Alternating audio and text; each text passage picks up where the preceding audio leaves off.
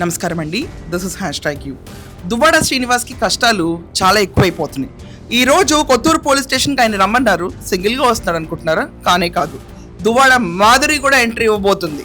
ఏంటబ్బా కథ నేపథ్యం అని చూసుకుంటే 2025లో వీళ్ళకి ఆల్రెడీ టెక్కల్ పోలీస్ కూడా వీళ్ళు వెళ్ళారు, 41 నోటీస్ ఇచ్చి పంపించారు. అక్కడ కథ నేపథ్యంలోకి వెళ్తే దువ్వాడ శ్రీనివాస్ ఏ పార్టీలో ఉన్నాడో ఎవరికి తెలియదు. ఒకసారి ఇండిపెండెంట్ అంటాడు, మళ్ళీ ఇమీడియట్ గా జగన్మోహన్ రెడ్డి చంకలో కనిపిస్తాడు. ఈ దువ్వాడకు ఒక వింత వైఖరి ఉంటుంది. ఇది కాకుండా వ్యాపారవేత్తగా విశాఖపట్నంలో కూడా ఎస్టాబ్లిష్ అవుదామని, ఇది కాకుండా మన ఆంధ్ర జనాలకు కూడా తీసుకొచ్చి ఒకలా సిల్క్స్ ఇంట్రడ్యూస్ చేద్దామని వాళ్ళు కొత్తగా స్టోర్ కూడా ఓపెన్ చేస్తారు. నేపథ్యంలోకి వెళ్దాం అసలు కథలోకి. ఇవాళ దువ్వాడ అరెస్ట్ అవుతాడన్న రూమర్ చాలా గట్టిగా వినిపిస్తుంది బయట. ఎందుచేతనంటే పవన్ కళ్యాణ్ గారి గురించి నెలకి 50 కోట్ల ప్యాకేజ్ తీసుకునే ప్యాకేజ్ స్టార్ అని చెప్పి విచ్చలవిడిగా కమెంట్స్ చేశాడు. గుర్తుందా?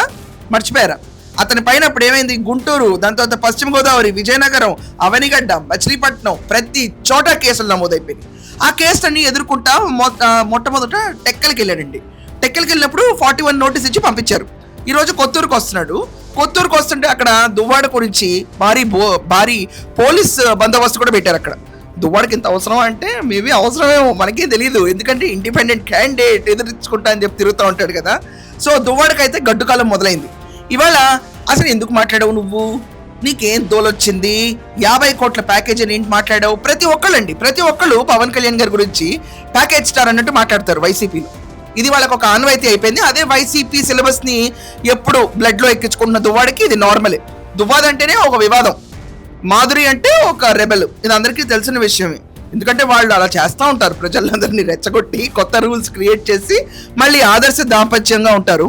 బట్ ఎనీవేస్, ఈరోజు కొత్తూరు పోలీస్ స్టేషన్కి అయితే దువ్వాడ మరి కొద్దిసేపట్లో రాబోతున్నాడు. ఈసారి మాత్రం 41 నోటీస్ ఇచ్చి పంపిస్తారని ఎక్కడ అనుకోవట్లేదు.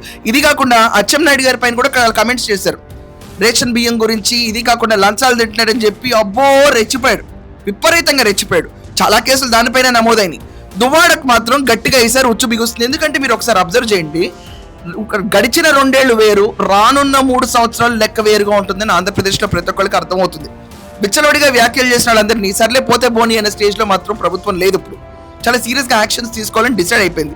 ఇలాంటి తరుణంలో ఆదర్శ జంట, రానున్న భావితరానికి ముందుని నడిపే పూజ్యులు సీనియర్ సిటిజన్ దువ్వాడ శ్రీనివాస్ ఈ రోజు కొత్తూరు పోలీస్ స్టేషన్కి వస్తున్నాడు. అక్కడ కొంతమంది మాట్లాడుతున్నారండి, అరెస్ట్ ఎందుకండి, ఆయనే వచ్చేస్తున్నాడు కదా, రాకపోతే అరెస్ట్ చేయాలి కానీ విచారణకు ఆయనే కోఆపరేట్ చేస్తున్నప్పుడు మీ లొల్లి ఏంటని చెప్పి. అసలు ఈ లొల్లి క్రియేట్ చేసింది దువ్వాడ. ఇప్పుడు మనం క్లియర్ గుర్తుంచుకుంటే కాపు సామాజిక వర్గం మొత్తం తీసుకొచ్చి కూటమికి దూరంగా ఉన్నారని చెప్పి వైసీపీ వాళ్ళు ఎలా క్రియేట్ చేస్తున్నారు. నిజంగా కుల రాజకీయాలు ఎక్కువ చేసేసారు ఆంధ్రప్రదేశ్లో. బట్ పవన్ కళ్యాణ్ గారిని చేసిన అనుచిత వ్యాఖ్యల పైన దువ్వాడ శ్రీనివాస్ ఈరోజు కఠినంగా కొత్తూరు పోలీస్ స్టేషన్కి వెళ్ళి 41 నోటీస్ తీసుకొస్తాడంటే చాలా మంది లేదు, అతను వెళ్ళిన తర్వాత అరెస్ట్ చేస్తారంటారు. పాపం మాధురి గారు ఏమవుతారో ఒకవేళ అరెస్ట్ అయితే, నాకు అర్థం కావట్లా. రాజా కోసం పోరాడతారేమో. ఆయన రాజు ఓకే. సో రాజు ఇద్దరు కలిసి కొత్తూరుకి వెళ్తున్నారు. మరి కొద్దిసేపట్లో మనకి అక్కడ సీన్ అర్థమైపోద్ది. తీసి లోపలేస్తారా లేకపోతే 41 నోటీస్ ఇచ్చి పంపిస్తారా అని. We should wait and see. That's all for now. Thank you.